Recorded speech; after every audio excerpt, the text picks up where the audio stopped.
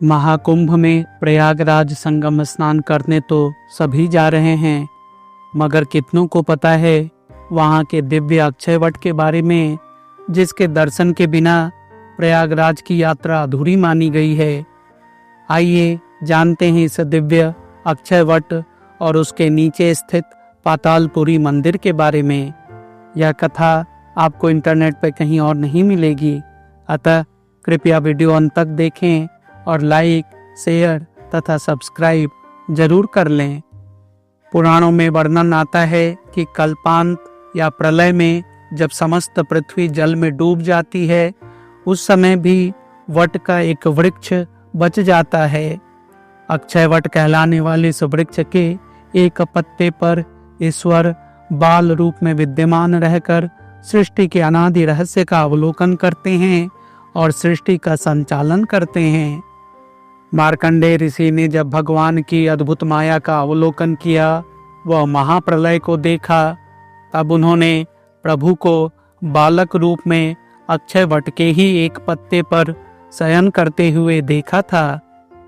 ब्रह्मा जी ने अक्षय वट के पास स्थित हवन कुंड में प्रथम यज्ञ और हवन किया था।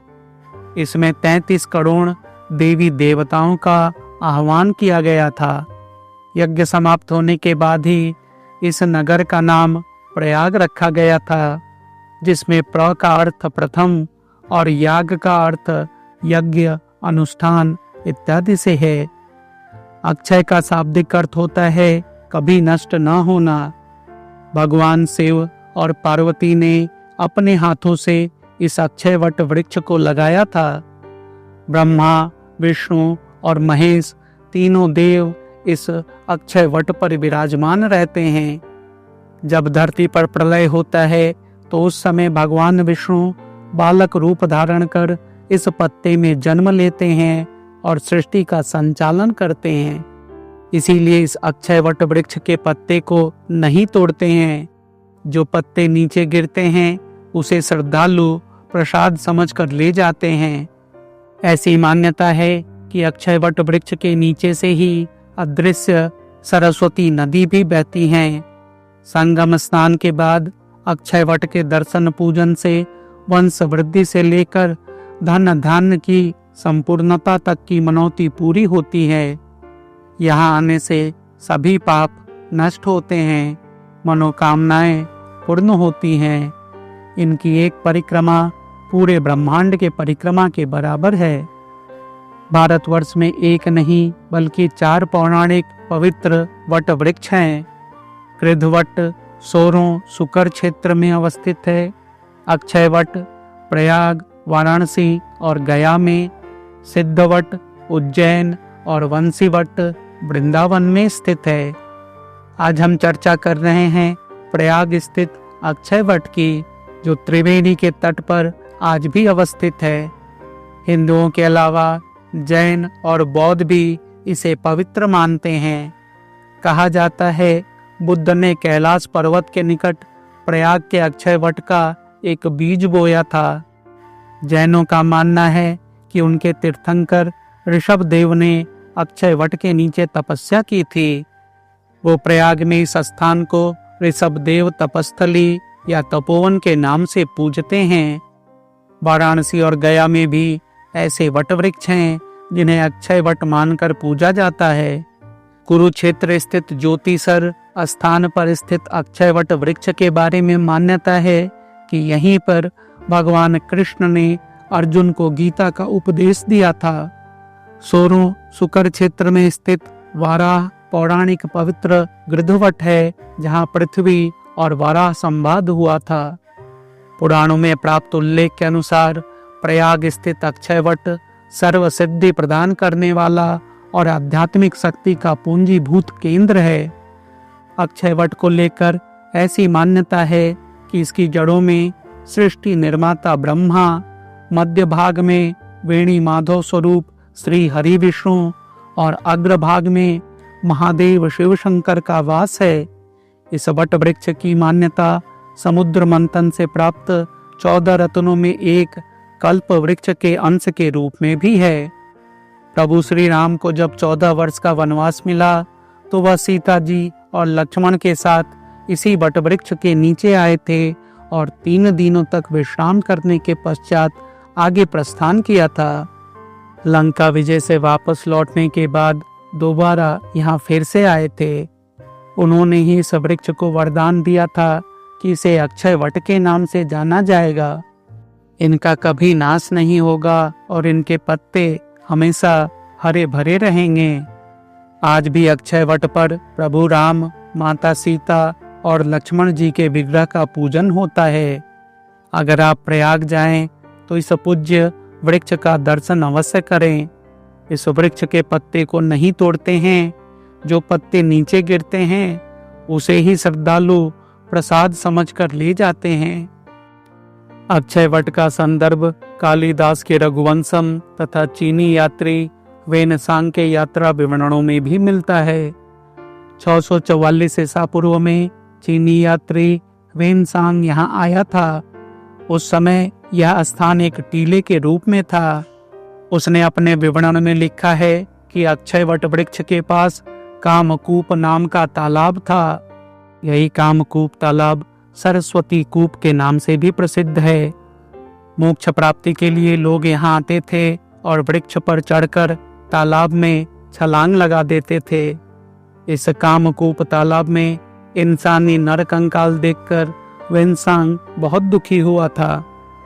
परवर्ती काल में तथाकथित धर्म सहिष्णु मुगल राजा अकबर ने यहाँ किला बनवाया और कामकूप तालाब को बंद कर दिया तथा अक्षयवट पेड़ के ऊपर किले की प्राचीर बना दी। उनकी इस बर्बरता के फलस्वरूप सनातन का यह अति पवित्र अक्षयवट एक किले के प्राचीर से गिर गया है। अकबर साहब के पुत्र जहांगीर तो अपने अब्बू से भी कई कदम आगे बढ़ गए और उसने अक्षयवट को कटवा दिया।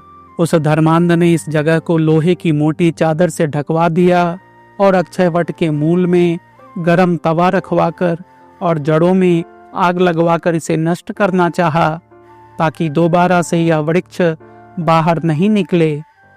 मगर यह कोई साधारण वृक्ष नहीं, अक्षयवट है। जहांगीर के मंसूबों पर पानी फेरते हुए इसकी कोपलें फिर पनप गई और यह वटवृक्ष अपनी राख से भी निकल आया। तत्पश्चात अंग्रेजों और आजादी के बाद के हमारे महान प्रातः स्मरणीय सेकुलर शासकों ने 2019 तक इस दिव्य अक्षयवट से हमें दूर रखा। मोदी सरकार ने 2019 में इसे दर्शन के लिए सर्वसुलभ करवाया। इस वट वृक्ष के पास ही किले के अंदर एक तहखाने जैसे स्थान में स्थित है पातालपुरी मंदिर, जिसकी भी कई विशेषताएं हैं। इस मंदिर में अक्षयवट के अलावा 43 देवी देवताओं की मूर्तियां स्थापित हैं। इसमें ब्रह्मा जी द्वारा स्थापित शूलटंकेश्वर शिवलिंग भी है। इस शूलटंकेश्वर मंदिर में जलाभिषेक का जल सीधे अक्षयवट वृक्ष की जड़ में जाता है। वहां से यह जल जमीन के अंदर होते हुए सीधे संगम में मिलता है। कहा जाता है इसी के नीचे गुप्त रूप से सरस्वती नदी प्रवाहित है। मंदिर जाने के लिए जब आप सीढ़ियां उतरकर नीचे जाएंगे तो प्रवेश द्वार पर आपको धर्मराज की मूर्ति दिखाई देगी और जब आप सीढ़ियां चढ़कर बाहर निकलेंगे तो आपको मृत्यु के देवता यमराज की मूर्ति दिखाई देगी। बीच में एक पतला गलियारा है। यह स्थान है हमारे कर्म का स्थान, पृथ्वीलोक। पातालपुरी मंदिर किले के आंगन में पूर्व वाले फाटक की जमीन के नीचे तहखाने में है। इसकी लंबाई पूर्व से पश्चिम में 84 फुट और चौड़ाई 49.5 फुट है। ऊपर पत्थर की छत 6.5 फुट ऊंचे खंभों के ऊपर टिकी है। 12-12 खंभों की 7 पंक्तियां हैं। बीच वाली पंक्ति में दोहरे खंभे हैं।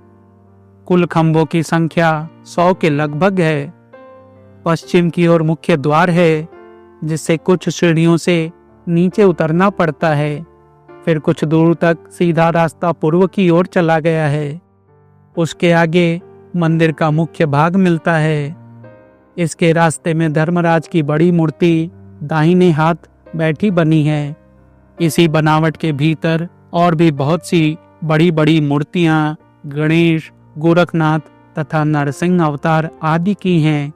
इसके अलावा मंदिर परिसर में 6वीं शताब्दी की मूर्तियां भी विद्यमान हैं। देवांगन की दीवारें भी हैं जिसे अकबर ने ढकवा दिया था। यहाँ वह स्थान भी मौजूद है जहाँ त्रेता युग में माता सीता ने अपने कंगन दान किए थे। इस स्थान पर गुप्त दान किया जाता है। यहाँ भगवान शंकर अपने अर्धनारीश्वर रूप में विराजमान हैं। साथ ही तीर्थों के राजा प्रयाग की भी प्रतिमा है। यहाँ भगवान शनि को समर्पित एक अखंड ज्योति है जो 12 महीने प्रज्वलित होती रहती है। यहीं मौजूद है सरस्वती कूप या काम्य कूप या कामकूप, जहाँ पहले लोग कूदकर अपनी जान दे देते थे। उनका मानना था कि इसके जल से मोक्ष की प्राप्ति होती है। अकबर ने अपने शासनकाल में इस कूप को ढकवा दिया था। वर्तमान में इस स्थान पर कुएं का ढका हुआ भाग ही दिखाई देता है। जब आप इस स्थान पर जाएंगे तो आपको लाल रंग से चिन्हित एक गोलाकार जगह दिखाई देगा।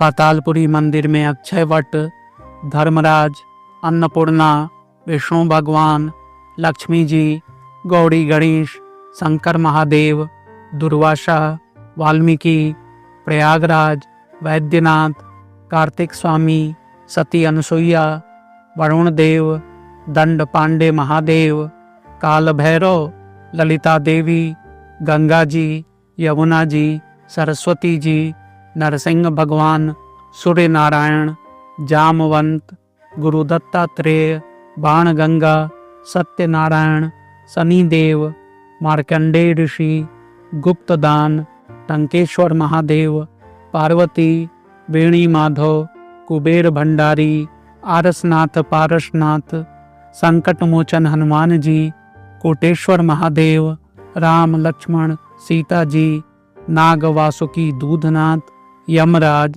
सिद्धि विनायक एवं सूर्यदेव की मूर्तियां भी हैं। तो यह थी पवित्र अक्षयवट और पातालपुरी मंदिर की संक्षिप्त कथा। उम्मीद है जब आप प्रयाग जाएंगे तो स्वयं इनका दर्शन प्राप्त करेंगे।